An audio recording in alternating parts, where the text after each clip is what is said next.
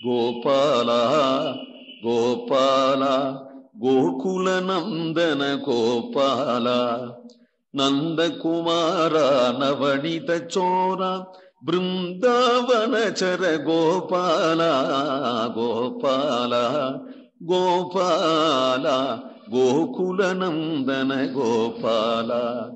அக்கா அக்காய் நம்பிக்கு கோல் கொண்டு வாவென்று மிக்காள் உரைத்த சொல் வில்லிபுத்தோர் பட்டம் ஒக்க உரைத்த தமிழ் பத்தும் வல்லவர் மக்களை பெற்று மகிழ்வர்கு இவ்வையத்தையே. அக்கா அக்காய் நம்பிக்கு கோல் கொண்டு வா. அழகான காக்காய் நம்பி சௌந்தரிய பரிபூர்ணனான என் கண்ணனுக்கு ஓர் கொல் கொண்டு வா என்று மிக்காள் மிக்காள் மிகுந்தவள் யசோதை. மிக்காள் தக்காள், தக்காள்னா தகுந்தவள், மிக்காள்னா உயர்ந்தவள். யாருக்கு உயர்ந்தவள்? மிக்காள் என்றால் உயர்ந்தவள் என்றுதானே அர்த்தம். யாருக்கு உயர்ந்தவள் அப்படிங்கிற கேள்வி வரும் இல்லையா? உலகத்துல எவ்வளவு பிள்ளை பெற்றவர்கள் உண்டோ தாய்மார்கள் அத்தனை பேருக்கும் உயர்ந்தவள் அப்படிதானே சொல்லணும். ஆனால் இந்த வியாக்கியானங்கள்லாம் சுவாமி மணவாள மாமுனிகள் வியாக்கியானம் தான். இந்த வியாக்கியானத்துல சொல்றார், உலகத்துல எவ்வளவு தாய்மார்கள் இருக்காளோ அவ்வளவு பேர்களுக்கும் மிக்காள் அப்படின்னு சொல்ல வேண்டி இருக்க தேவகிக்கு மிக்காள் அப்படிங்கிறார். தேவிக்கு ஏன்னா அவாளுக்கு தகுந்தவாளை எடுத்து இது இவாள் உயர்ந்தவாளா அவா உயர்ந்தவாளா அப்படின்னு கேட்கணுமே தவிர ஊர்ல இருக்கிறவாள் எல்லாரையும் கேட்பானே, அப்படி கேட்க முடியாது இல்லையா? ஏனால் முத்தும் பவழமும் எடுத்தா பவழம் உயர்ந்ததா முத்து உயர்ந்ததான்னு கேட்கணும். கோமேதகமும் வைரமும் எடுத்தா வைரம் உயர்ந்ததா கோமேதகம் எடுத்ததான்னு உயர்ந்ததான்னு கேட்கணும்.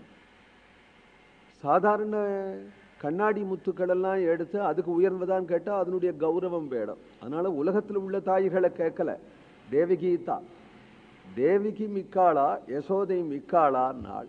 ஏன் அப்படின்னாள், பெற்றதனால மட்டிலும் பெருமை பெற்றவளாகிய தேவகி தவிர இதை வச்சுண்டு ஓயாம அந்த புத்திர சுகத்தை அனுபவிக்கிறவ இவதானே.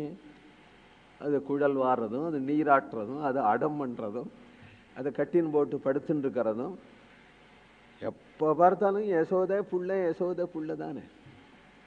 தாயினா யசோதை தான், மகன்னா கண்ணன் தான். அப்படி அல்லவோ ஒரு நெருக்கமா. அதனால இவள் மிக்காள். இவளுக்கு உள்ள பாக்கியம் வேற யாருக்கும் கிடைக்கலையே. அதனால மிக்காள்.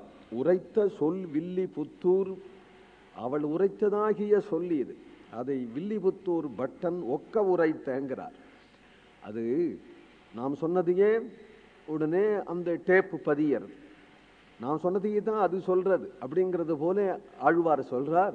நானா ஒண்ணு சொல்லல, அம்மா யசோதை என்ன சொன்னாலோ அதுக்கு பிரதித்வனி போலதான் தான் சொல்றேங்கிறார். அவளுக்கு ஒரு டேப் ரிகார்டா நான் இருக்கேன், அவளுக்கு ஒரு ஸ்பீக்கராக நான் இருக்கேன்.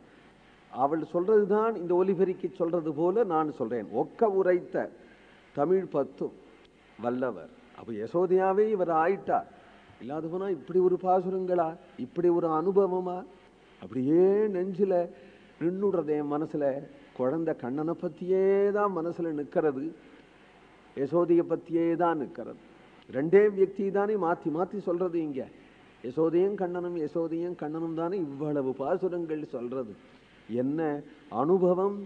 அந்த அனுபவ சாகரத்துல மூழ்கிருந்தாலொழிய இப்பேற்பட்ட பாடல்களை பாட முடியாதே. உரைத்த தமிழ் பத்தும் வல்லவர் மக்களை பெற்று மகிழ்வர் இவ்வையத்தே. மக்களை பெறுவார்கள், மகிழ்வார்கள். வையத்தை இந்த உலகத்திலேயே நான். ஏன்னா உலகத்துல மக்கள் பெறலையான்னு மகிழலையான்னு இதுக்கு 10 பாசுரம் பாடணுமான்னாள். ஏற்கனவே ஒரு இடத்துலயே வியாக்கியானத்துல சொல்லியிருக்கிறாள், கிருஷ்ண பக்தனான மக்களை அப்படின்னு. இந்த 10 பாசுரம் பெரியாழ்வார் பாடி விட்டார். இதை பாடுறதுக்கு மக்கள் வேண்டாமா? மக்களை பெறுவார் மக்களை பெறுவார்னா இந்த 10 பாசுரங்களை சேவிக்கும்படியான மக்களை பெறுவாள் என்று அதுக்கு பலஸ்ருதி சொல்லுகிறார்.